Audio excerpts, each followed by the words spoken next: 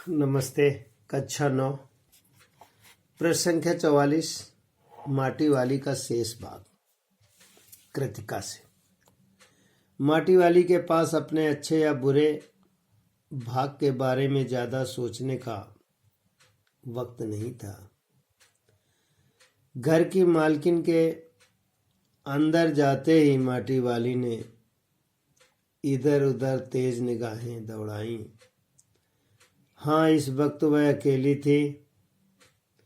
उसे कोई देख नहीं रहा था। उसने फौरन अपने सिर पर धरे डिल्ले के कपड़े के मोड़ों को हड़बड़ी में एक झटके में खोला और उसे सीधा कर दिया। फिर कहरा खुल जाने के बाद वह एक पुरानी चादर के एक फटे हुए कपड़े के रूप में प्रकट हुआ। मालकिन के बाहर आंगन में निकलने से पहले उसने चुपके से अपने हाथ में थामी 2 रोटियों में से एक रोटी का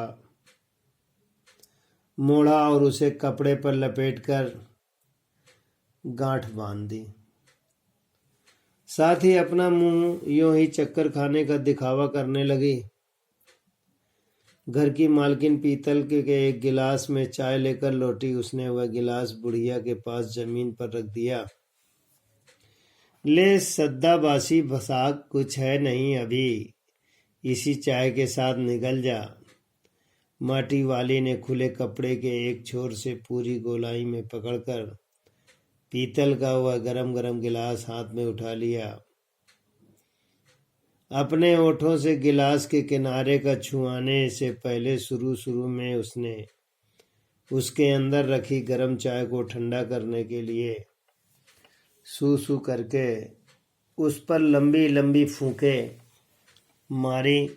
तब रोटी के टुकड़ों को चबाते हुए धीरे धीरे चाय सुड़कने लगी। चाय तो बहुत अच्छा साग हो जाती ठकुराइन जी। भूख तो अपने में एक साग होती है बुढ़िया। भूख मीठी की भोजन मीठा, यहीं से प्रश्न निकलता है। तुमने अभी तक पीतल के गिलास संभाल कर रखे हैं। पूरे बाजार में और किसी घर में अब नहीं मिल सकते ये गिलास। इनके खरीदार कई बार हमारे घर के चक्कर काट कर लौट गए। पुरखों की गाढ़ी कमाई से हासिल की गई चीजों को हराम के भाव बेचने को मेरा दिल गवाही नहीं देता।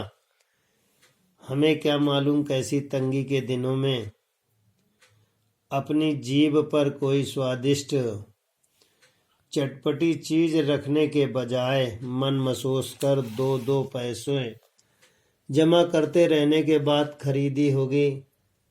उन्होंने तमाम चीजें जिनको हमारे लोगों को नजरों में अब कोई कीमत नहीं रह गई। बाजार में जाकर पीतल का भाव पूछो, जरा दाम सुनकर दिमाग चकराने लगता है।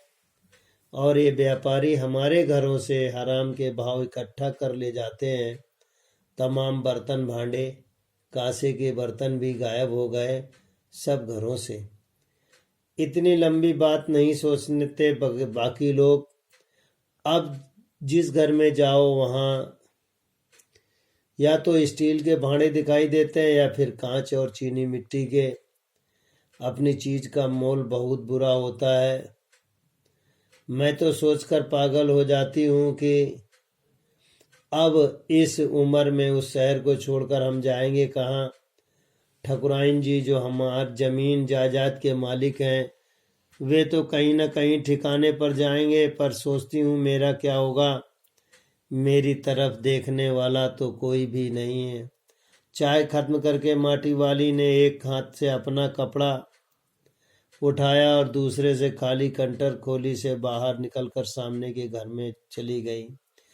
उस घर में भी कल का हालत में मिट्टी ले आने के आदेश के साथ उसे 2 रोटियां मिल गईं। उन्हें भी उसने अपने कपड़े के एक दूसरे छोर में बांध लिया और जाने लगी। तो रोटियां अपने बुड्ढे के लिए ले जा रही है। उसके घर पहुंचने का इंतजार करने लगता है। बुढ़ा आसक्त कातर निगाह से उसको देखने लगता है। अपने बुड्ढे को हवाले कर देगी। रोटियों को देखते चेहरा उसका खिल उठेगा। प्रस्तुत पाठ में प्रश्न उत्तर इस प्रकार है। माटी वाली ने क्या कभी कुछ सोचा? दूसरा प्रश्न है कि ठकुराइन से उसने क्या कहा? तीसरा प्रश्न है भूख मीठी की भोजन मीठा, ये किसने किससे कहा और क्यों कहा? अभी तक पीतल के पूरे बर्तन गायब हो गए, किसने कहा? ये प्रश्नोत्तर बालक करेंगे।